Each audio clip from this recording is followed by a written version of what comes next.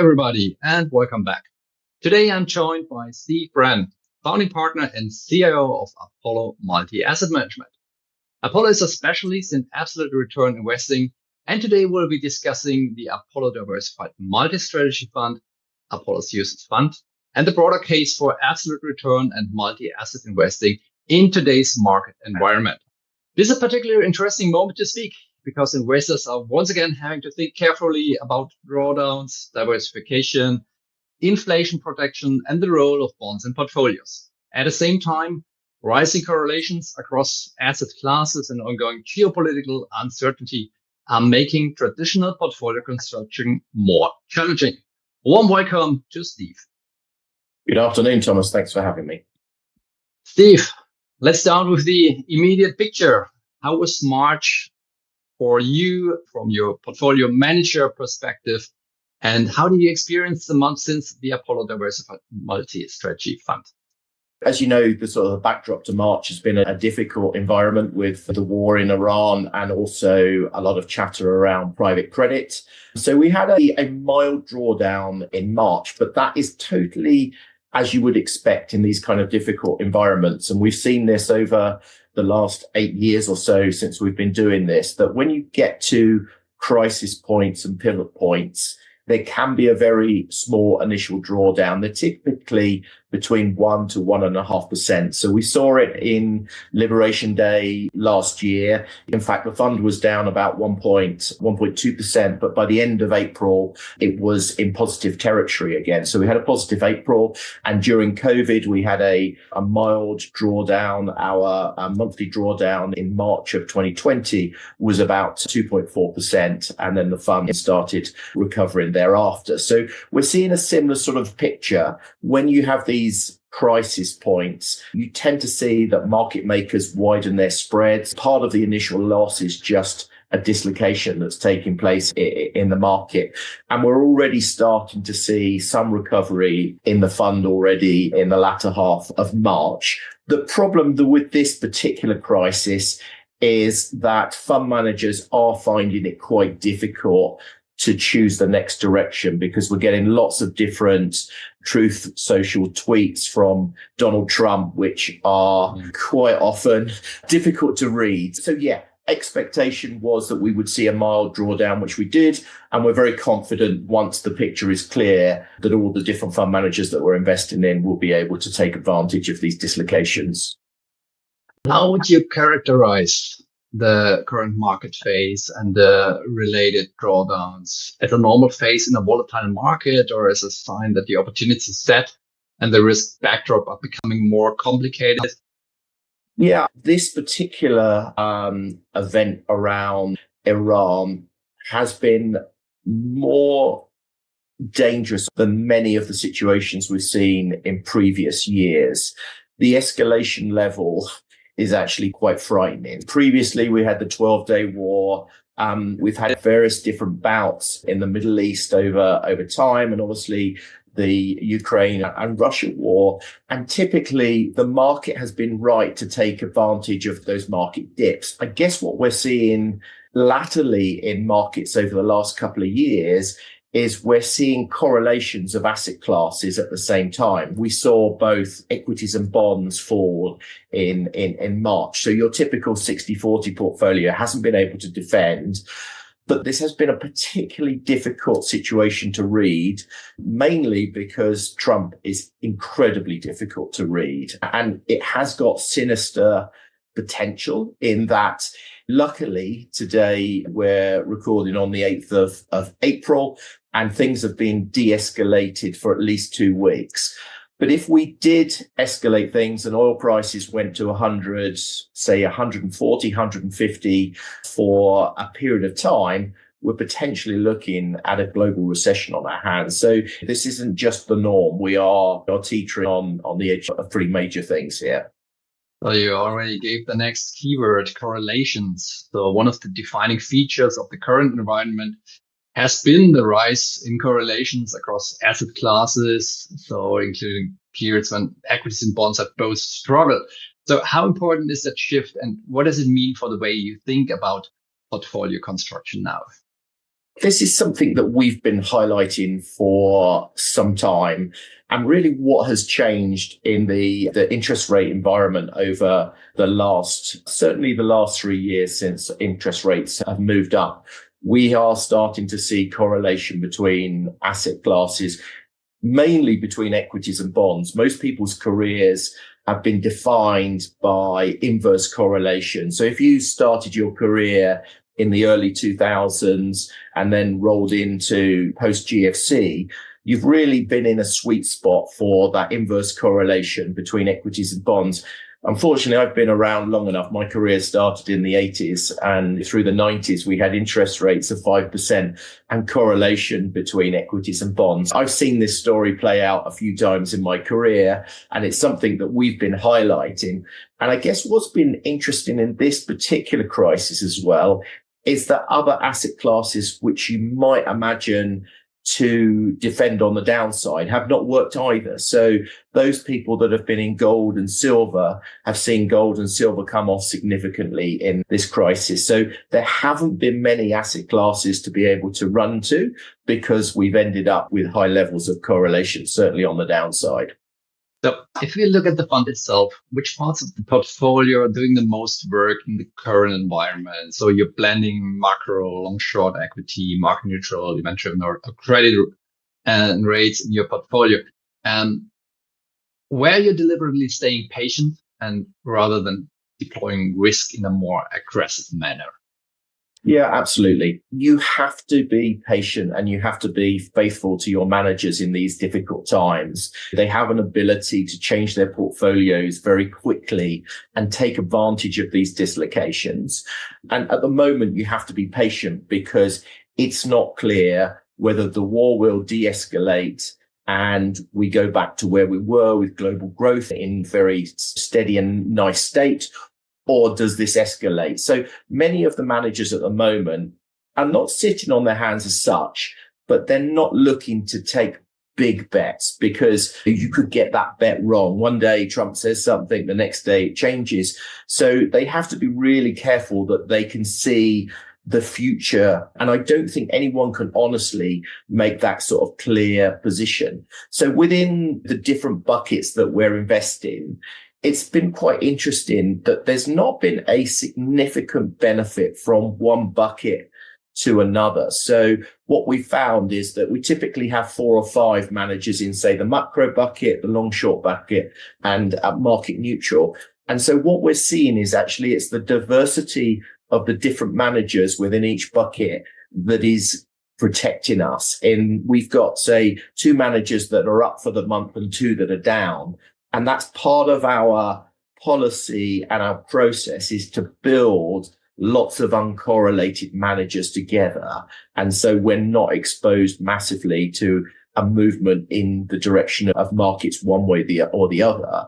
But I guess what's exciting is that when that path of the market becomes clear, whether that's a negative path or a positive path, we believe the managers are well positioned to be able to change their portfolios to take advantage of that opportunity. Inflation protection feels like a crucial issue again for investors. In your view, what is the most effective way to build inflation resilience into a portfolio like yours without sacrificing flexibility or recovery potential? Yeah, it comes from having a portfolio that is very diverse. So one thing across the multi-asset portfolios and some of the positions that the managers have been taking is that by having some level of hedge against inflation and exposure to oil and gas companies, these type of areas can create a hedge against inflation.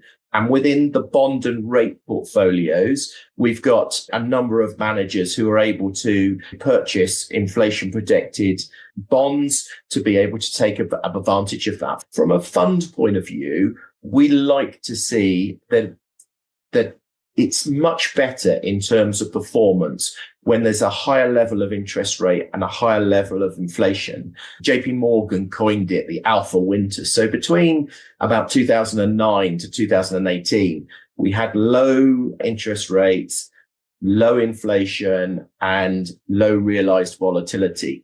all of those things in the last 5 years have changed, which means that the outlook for absolute return and hedge fund investing has got better because you've got a higher cash on the balance sheet of the fund. It's not zero anymore, 2, 3, 4% cash on the balance sheet. We've had higher realized volatility, which they can take advantage of, which helps you against that whole kind of inflation protection area. How are you thinking about bonds and credit at the moment? So do you still see traditional fixed income as a dependable diversifier, or do you think investors need to be more selective given the combination of inflation risk, spread risk, and slower growth?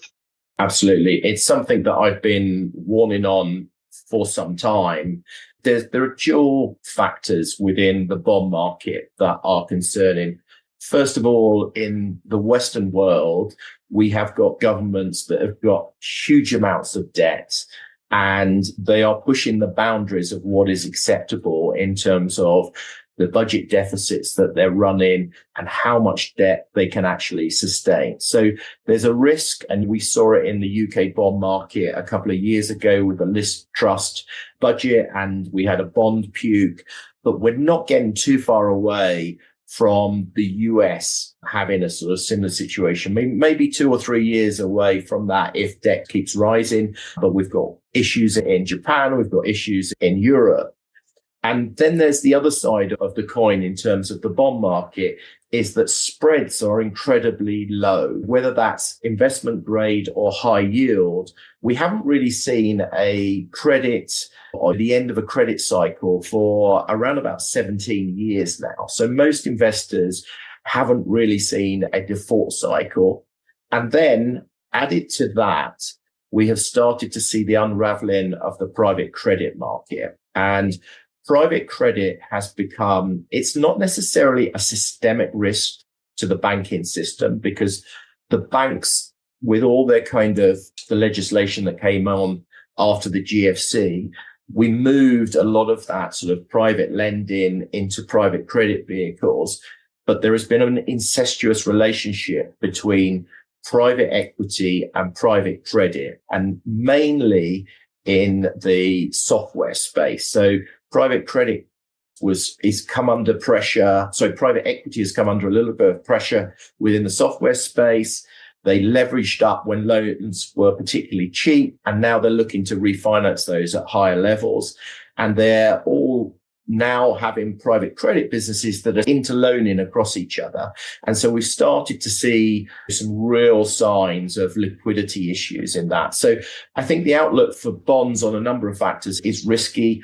And you've seen it this month where both equities and bonds were down during this crisis. We saw it several times over the last couple of years that no longer are you getting this inverse correlation by having a mix of equities and bonds. We certainly believe that having other diversifiers in your portfolio, such as absolute return and liquid alternatives, is the best way to protect. And, you know, that story has just got stronger and stronger. So getting back to the elephant in the room, the Middle East crisis. So how do you think about that kind of geopolitical stress in the portfolio? And what are the main short and medium-term risks it creates for multi-asset and absolute return investors?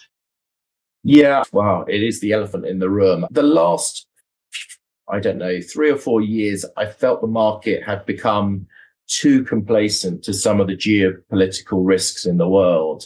And these have been rising and getting worse time after time. So I really hope that this recent de-escalation is going to be successful. We really don't want to be stepping into a situation where we're thinking about the potential for a third world war type scenario, because these things can escalate very quickly. And the longer that this lasts, the longer that the damage takes place in terms of inflation and oil prices. There are parts of the refining situation in Oman and Qatar that have been destroyed that can take 2 to 5 years to rebuild those facilities.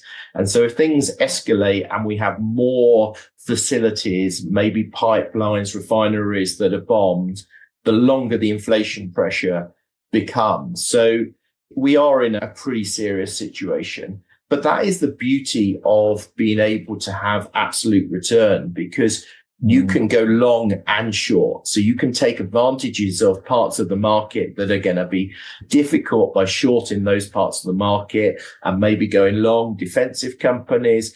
But equally, these guys are not benchmarked. So if it becomes apparent that the war's over, they can flip their portfolio to become more aggressive and take advantage of the dislocation. Or if it gets worse, they can create more short positions to protect their investors. So it's an ideal kind of market really for multi-asset and absolute return investing. This is what these vehicles were designed for, is to deal with volatility. And they are the truest sense of alpha because you're going to get it both sides. You can get it upside alpha and downside alpha. And it takes a little while, as I say, for the fund managers to fully see what the next environment's going to be. But once that becomes clear, they're there to take advantage of that. And that is really their place in the world, is to take advantage of these dislocations. And this directly leads to our final question. So if you had to explain the role of the Apollo Diversified Multi-Strategy Fund in an investor's broader allocation today, what would you say is there to do above all? Preserve capital, recover quickly after a shock like we see currently, diversify away from traditional bond risks, or provide a steadier stream of less correlated returns? I think the portfolio is designed to help people sleep at night. When you've got a crisis like this, something like the Apollo Diversified Multi-Strategy Fund will allow you to sleep at night. So it's designed to compound returns over the long run and preserve capital. This isn't a shoot the lights out type of fund. It will be able to take advantage of these dislocations, but it's not designed to be highly volatile and to be opportunistic. It's designed to compound slowly. And that's the best way investors can make money.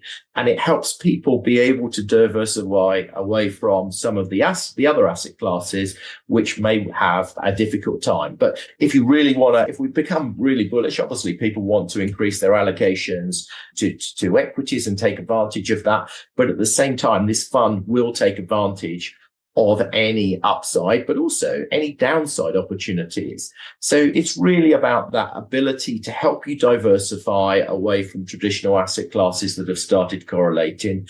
But it's also to give you that comfort that you can compound returns in a difficult market. And I think we're going through a world which is becoming more dislocated. For probably 20 years, we had a world that was unified and we had just-in-time management of supply chains. The world is now deglobalizing, and a fund like this can take advantage of those particular market situations that we're seeing. We're able to sleep at night, and we hope our investors can sleep at night with that process.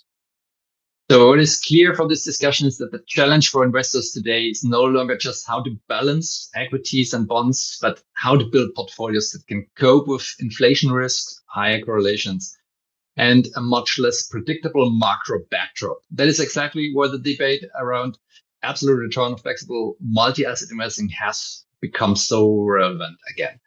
Steve, thank you very much for your time and sharing your insights with us today. Thank you, Thomas. Nice to see you again.